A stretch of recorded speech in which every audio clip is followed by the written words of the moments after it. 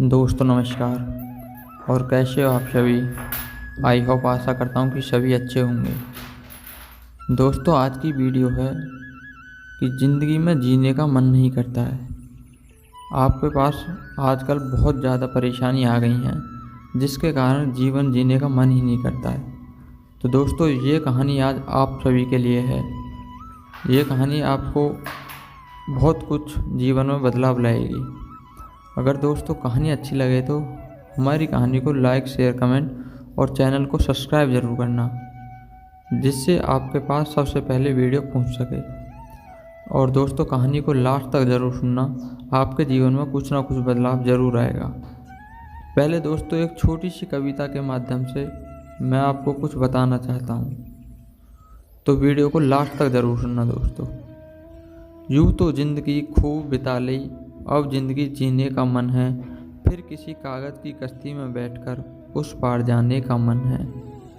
यूँ तो शामें कई गुजर लीं, अब शामें हसीन बनाने का मन है, फिर खिलखिलाते हुए चहचहाते हुए नंगे पांव दौड़ने जाने का मन है। यूँ तो बागों में नकली ठहाके खूब लगा लिए, अब खुलकर खिलखिलाने का मन है, फिर चिल्लरों की खनखनाहट पर खुलकर मचल जाने का मन है। बचपन में कितनी बड़ी नादानी कर बैठे, बड़े होने की जल्दी में बचपन ही खो बैठे, आज फिर से बचपन में लौट जाने का मन है। ज़िंदगी की इस उलझी उधेड़ बुन में फिर सुलझ जाने का मन है, अब ज़िंदगी फिर से जीने का मन है। तो दोस्तों ये एक छोटी सी कविता थी। तो दोस्तों अब मैं आपको एक कहानी के माध्यम से बताऊंगा कि जीवन में हम अपने में कैसे बदलाव कर सकते हैं। आज जीने की चाह ख़त्म हो गई है तो मैं आपको कुछ काम ऐसे बताऊंगा, फिर जाग उठेगी उमंग। दोस्तों फिर से आप में कुछ ना कुछ बदलाव ज़रूर आएगा। ज़िंदगी कितनी खूबसूरत है यह तब पता चलता है जब कि हम आंखें खोलकर जीना प्रारंभ कर देते हैं। कई लोग बेहोशी में ही जी रहे हैं और कब जवानी गुजर गई पता ही नहीं चलता है। किसी भी कारणवश आपकी जीने की चाह ख़त्म हो गई है तो आप यह काम ज़रूर करें जिससे आपके जीने की उमंग फिर से जाग उठे। ऐसे काम बताने जा रहा हूँ कि पहले एक बात जान लो कि पशु आत्महत्या नहीं करते क्योंकि वह जीना जानते हैं। नंबर 1, भोजन का ले मज़ा। दुनिया में ऐसे 1000 व्यंग होंगे जो अभी तक आपने खाए नहीं होंगे। आप उन व्यंजनों की लिस्ट बनाएं और उन्हें खाने का स्थान ढूंढें या खुद बनाना सीखें। यदि आप यह पसंद नहीं करते तो गरीबों को भोजन कराएं, आपको बहुत ज़्यादा सुकून मिलेगा। घूमने का मज़ा लें। दुनिया को तो छोड़ दें, आपके आसपास ऐसे 1000 स्थान होंगे जहां आप अभी तक नहीं गए होंगे। एक बार आप अपने देश का भ्रमण ही कर लें तो पता चल जाएगा कि दुनिया कितनी खूबसूरत है। चलिए यदि आपने यह कार्य कर लिया है तो ज़रा सोचो, कुछ लोग ऐसे भी हैं जो तीर्थ यात्रा करना चाहते हैं परंतु धन के अभाव में कहीं नहीं जा पा रहे हैं। क्या आप उनके लिए कुछ कर सकते हो? तो अगर कर सकते हो तो ऐसे गरीब लोगों की भी हमें सेवा करना चाहिए जिससे हमें जीवन में बहुत सुकून मिलता है। दूसरों के लिए जिएं। चलो मान लिया आपकी जीने की चाह ख़त्म हो गई है तो आप दूसरों के लिए भी तो जी सकते हैं। क्या आपने अपने माता पिता की कभी सेवा की है? क्या आपने गौ सेवा की है? देश सेवा की बात तो छोड़िए, क्या आपने कभी अपने परिवार या समाज की सेवा की है? चलो जाने तो इन्हें भी कभी किसी अनाथ बच्चे की सेवा कर देना, क्योंकि वो तो बेचारा तो अभी जीना चाहता है, पढ़ना चाहता है और जीवन में कुछ बनना चाहता है। किसी गरीब की बेटी की शादी भी करवा सकते हो तो करवा देना। ज़रा देश में घूमो, कितने ही लोग हैं जो जीना चाहते हैं परंतु गरीबी या बुरे लोग होना जीने नहीं दे रहे हैं। प्रकृति या भगवान को कभी दिया धन्यवाद। आपको यह जन्म प्रकृति ने दिया या भगवान ने, किसी ने भी दिया हो, आपने उन्हें कभी धन्यवाद कहा? कभी निस्वार्थ भगवान की पूजा या मंदिर की सेवा करके देखो या प्रकृति के लिए कोई कार्य करने का सोचो। मरने से पहले इतने सारे वृक्ष लगा जाएं कि लोग आपकी याद करें।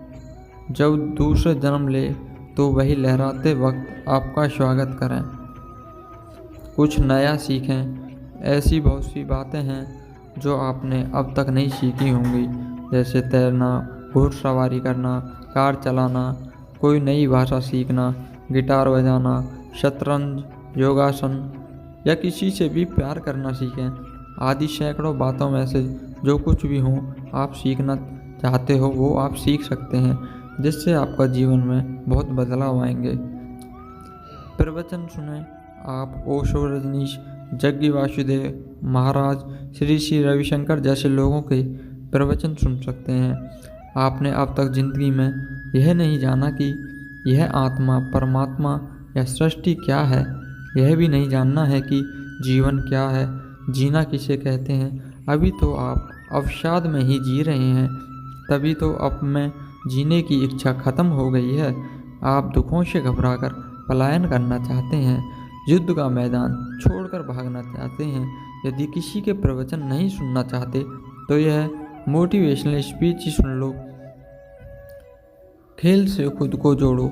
आपको यदि शतरंज का शौक़ है तो इससे फिर से जुड़ें, नहीं तो आप किसी भी प्रकार के खेल में खुद को जोड़ें। आप कोई स्पोर्ट्स क्लब ज्वाइन करें, जो आपकी मन करे, जो इच्छा है आपकी, जिस भी खेल में आपकी रुचि हो उसमें आप ज्वाइन कर सकते हैं, उसका आनंद ले सकते हैं। आपका जीने का तरीका बदल जाएगा, आपकी सोच बदल जाएगी। आत्मकथाएं लिखें। आप लेखन से जुड़कर कविता, कहानी या खुद की आत्मकथाएं लिखें और उसे दुनिया के सामने लाएं। ज़रूरी नहीं है कि आत्मकथा लिखने वाला कोई महान लोग होते हैं, सिर्फ आत्मकथा लिखकर भी महान बना जा सकता है।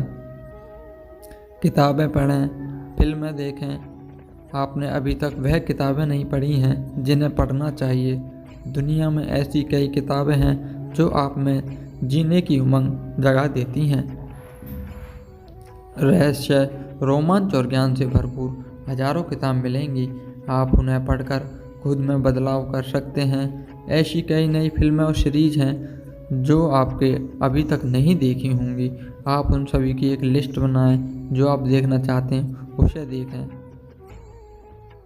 आप अपना शहर छोड़ दें। यदि आपका अपना शहर से ऊब गए हों तो आप अपना किसी ऐसे शहर में रहने जाएं जहां पर प्रकृति के साथ मनोरंजन के भी कई साधन हों। कहते हैं कि स्थान बदलने से भी जीवन का उत्साह बढ़ जाता है और आपन वहां जाकर कुछ नया करने लगते हैं। आपको अपने जीवन का उद्देश्य ढूंढना चाहिए। हमें रोज़ नई नई गतिविधियां करनी चाहिए। जीवन में हमें अपने समय का सदुपयोग करना चाहिए और अच्छे अच्छे कार्यों में अपने समय को बिताना चाहिए। जिंदगी जिस भी दिशा में आपको ले जाना चाहती है उसी दिशा में उसको आपके लिए सबसे सही मानकर बढ़ते जाइए। सबसे प्रेम करना आरंभ कीजिए। उस पर आप खुद को व अपने ईश्वर, जिसको भी आप मानते हैं, सम्मिलित कर सकते हैं। मेरे जीने की और कुछ भी करने की इच्छाएं कई साल पहले ही ख़त्म हो गई थी। यह जीवन बस निसंगत जबरदस्ती ढोए जा रहा था, तो ऐसे में बहुत परेशान हो गया था। तो ऐसे में किसी लड़की की गरीब के चलते शादी नहीं हो पा रही हो, उसकी मदद कीजिए। किसी अनाथ बच्चे का पालन पोषण कीजिए। माता पिता की सेवा करने के लिए जिंदा रहिए। देश सेवा कीजिए, गौ सेवा कीजिए, भगवान की पूजा कीजिए। आपको जीने की इच्छाएं मिलेंगी। अपना बचा जीवन लोकहित, देश हित में अर्पण कर दें, इससे निराशा दूर होगी। मैंने सुना है कि एक बार चीन ने एक सम्राट ने अपने प्रधानमंत्री को फांसी की सज़ा दे दी। जिस दिन प्रधानमंत्री को फांसी दी जाने वाली थी, सम्राट उससे मिलने आया, उससे अंतिम विदा कहने आया। वह उसका बहुत वर्षों तक वफादार सेवक रहा था, लेकिन उसने कुछ किया जिससे सम्राट बहुत नाराज़ हो गए और उसे फांसी की सज़ा दी। लेकिन यह याद करके ही उसका अंतिम दिन सम्राट उसने मिलने आया। जब सम्राट आया तो उसने देखा कि प्रधानमंत्री रो रहा है, उसकी आंखों से आंसू बह रहे हैं। वह सोच भी नहीं सकता कि मृत्यु उसके रोने के कारण हो सकती है, क्योंकि प्रधानमंत्री बहुत बहादुर आदमी था। उसने कहा, यह कल्पना करना भी असंभव है कि मृत्यु को निकट देखकर रो रहे हो। यह सोचना भी असंभव है। तुम बहादुर आदमी हो और मैंने अनेक बार तुम्हारी बहादुरी देखी है। अवश्य कोई और बात है? क्या बात है? यदि मैं कुछ और कर सकता हूँ तो ज़रूर करूँगा। प्रधानमंत्री ने कहा, अब कुछ भी नहीं किया जा सकता और बताने में भी कोई लाभ नहीं है, लेकिन अगर आप जिंदगी करेंगे तो भी मैं आपका सेवक हूँ। आपकी आज्ञा मानकर बता दूंगा। सम्राट ने जिद की और प्रधानमंत्री ने कहा, मेरे रोने का कारण मृत्यु नहीं है, क्योंकि मृत्यु कोई बड़ी बात नहीं है। मनुष्य को एक दिन मरना ही है, किसी भी दिन मृत्यु हो सकती है। मैं तो बाहर खड़े आपके घोड़े को देखकर रो रहा हूँ। सम्राट ने पूछा, घोड़े के कारण रोते हो, लेकिन क्यों? प्रधानमंत्री ने कहा, मैं जिंदगी भर इसी तरह के घोड़े की तलाश में रहा, क्योंकि मैं एक प्राचीन कला जानता हूँ।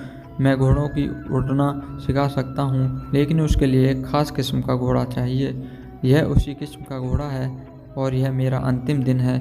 मुझे अपनी मृत्यु की फिक्र नहीं है। मैं रोता हूँ कि मेरे साथ एक प्राचीन कला भी मर जाएगी। सम्राट की उत्सुकता जगी और घोड़ा उड़े, यह कितनी बड़ी बात होगी। उसने कहा, घोड़े का उड़ना सिखाने में कितने दिन लगेंगे? प्रधानमंत्री ने कहा, कम से कम 1 वर्ष यह घोड़ा उड़ने लगेगा।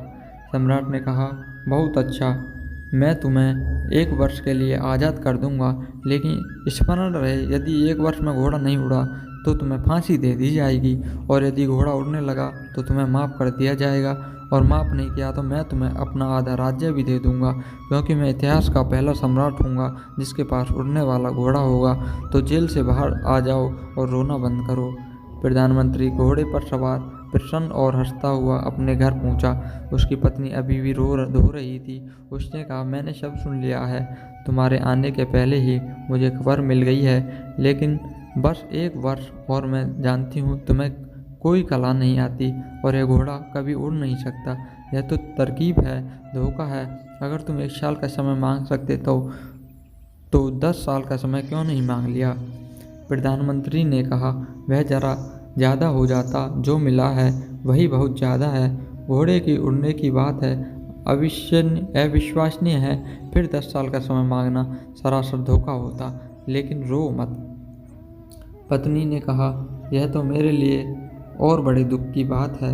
मैं तुम्हारे साथ 1 वर्ष के बाद तुम्हें फांसी लगने वाली है। यह 1 वर्ष तो भारी दुखों का वर्ष होगा। प्रधानमंत्री ने कहा, अब तुम्हें एक प्राचीन वेद की बात बताता हूँ जिसका तुम्हें पता नहीं। इस वर्ष मैं सम्राट को मार दूंगा। घोड़ा मर सकता हूँ, या कौन जाने घोड़ा उड़ना ही सीख जाए। 1 वर्ष बस आशा, मनुष्य आशा के सहारे जीता है, क्योंकि वह इतना उबा हुआ है, और जब ऊबे उस बिंदु पर पहुंच जाती है जहां तुम और आशा नहीं कर सकते, जहां निराशा परिपूर्ण होती है, तब तुम आत्महत्या कर लेते हो। ऊब और आत्महत्या दोनों मानवीय घटना है। कोई पशु आत्महत्या नहीं करता, कोई वृक्ष आत्महत्या नहीं करता। ऐसा क्यों हो गया है? इसके पीछे कारण क्या है? क्या आदमी बिल्कुल भूल गया है कि कैसे जिया जा सकता है, कैसे जीवन का उत्सव मनाया जा सकता है, जबकि सारा अस्तित्व उत्सवपूर्ण है? यह कैसे संभव हुआ कि केवल मनुष्य उससे बाहर निकल गया और उसने अपने चारों ओर विषाद का एक वातावरण निर्मित कर लिया है? मगर ऐसा ही हो गया है। पशुवर्तियों के द्वारा जीते हैं, वे बोध से नहीं जीते। वो प्रकृति द्वारा संचालित होते हैं, वे यंत्रवत जीते हैं। उन्हें कुछ सीखना नहीं है, वो उसे लेकर ही जन्म लेते हैं जो सीखने योग्य है। वे उसे लेकर ही जन्म लेते हैं जो उनका जीवन वृत्तियों के तल पर निर्भर चलता रहता है। मनुष्य ने अपने वृत्तियाँ खो दी, उसके सारे पास कोई ब्लूप्रिंट नहीं है। तुम बिना किसी ब्लूप्रिंट के, बिना किसी बिल्ट या प्रोग्राम के जन्म लेते हो। तुम्हारे लिए कोई भी बनी बनाई यांत्रिक रेखाएं उपलब्ध नहीं है। तुम्हें अपना मार्ग स्वयं निर्मित करना है। तुम उस अवस्था के पार चले जाओ जहाँ यांत्रिक जीवन संभव हो। यांत्रिक जीवन तुम्हारे लिए संभव नहीं है। समस्या है कि तुम पशु की भांति नहीं जान सकते, और तुम यह भी नहीं जानते कि जीने का और भी कोई ढंग भी समस्या है। तो दोस्तों, यह हमारी छोटी सी कहानी के माध्यम से आपको बहुत कुछ समझ में आया होगा। अगर दोस्तों कहानी का छोटा सा भी भाग आपको अच्छा लगा हो तो हमारी कहानी को लाइक, शेयर, कमेंट और चैनल को सब्सक्राइब ज़रूर करें। दोस्तों, आपका एक सब्सक्राइब हमारे लिए बहुत महत्व रखता है। धन्यवाद।